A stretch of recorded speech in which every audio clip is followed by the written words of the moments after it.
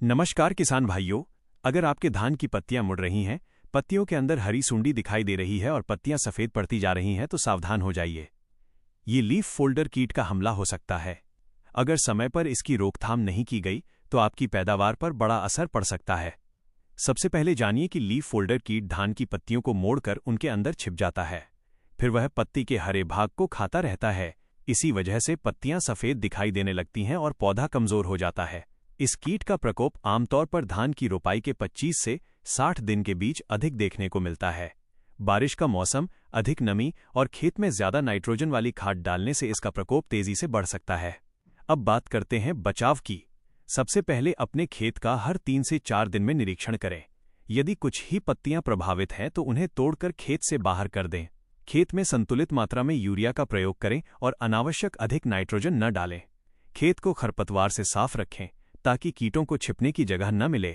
यदि खेत में लीफ फोल्डर का प्रकोप बढ़ जाए तो कृषि विशेषज्ञ की सलाह के अनुसार emamectin benzoate 5 SG, chlorantraniliprole 18.5 SC या फ्लूबेंडियामाइड 39.35 SC जैसे प्रभावी कीटनाशकों का लेबल पर दी गई अनुशंसित मात्रा के अनुसार छिड़काव करें। दवा का छिड़काव हमेशा सुबह या शाम के समय करें ताकि बेहतर परिणाम मिलें। ध्यान रखें, दवा का उपयोग केवल आवश्यकता होने पर ही करें और लेबल पर दिए गए निर्देशों का पालन करें। किसान भाइयों, अगर आप समय पर लीफ फोल्डर की पहचान कर लेते हैं और सही तरीके से नियंत्रण करते हैं तो आपकी धान की फसल सुरक्षित रहेगी और अच्छी पैदावार मिलेगी।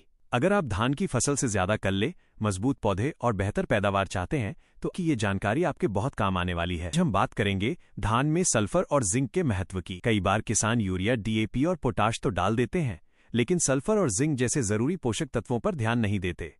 इसका असर सीधे फसल की बढ़वार और उत्पादन पर पड़ता है। सल्फर पौधे में प्रोटीन बनने में मदद करता है।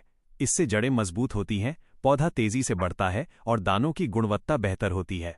अगर धान में सल्फर की कमी हो जाए तो नई पत्तियां हल्की पीली दिखाई देती हैं, पौधे कमजोर रह जाते हैं और कल्ले भी कम निकलते हैं। अब बात करते हैं जिंक की। धान की फसल में जिंक की कमी सबसे आम समस्याओं में से एक है। जिंक की कमी होने पर पत्तियों पर पीली या सफेद धारियां दिखाई देती हैं, पौधे छोटे रह जाते हैं और उनकी बढ़वार रुक जाती है। जिंक पौधे को मजबूत बनाता है, जड़ों का विकास बढ़ाता है और अधिक कल्ले बनने में मदद करता है। अगर आपके खेत में सल्फर और जिंक दोनों की कमी है तो मिट्टी परीक्षण और कृषि विशेषज्ञ की सलाह के अनुसार इन दोनों पोषक तत्वों का संतुलित उपयोग करें। सही मात्रा और सही समय पर प्रयोग करने से पौधे स्वस्थ रहते हैं, पोषक तत्वों का उपयोग बेहतर होता है और उत्पादन बढ़ने की संभावना रहती है। याद रखिए, किसी भी उर्वरक या सूक्ष्म पोषक तत्व का उपयोग केवल अनुमान से नहीं करना चाहिए। पहले मिट्टी की जांच करवाएं या अपने क्षेत्र के कृषि विशेषज्ञ से सलाह लें। इससे अनावश्यक खर्च भी बचेगा और फसल को सही पोषण मिलेगा।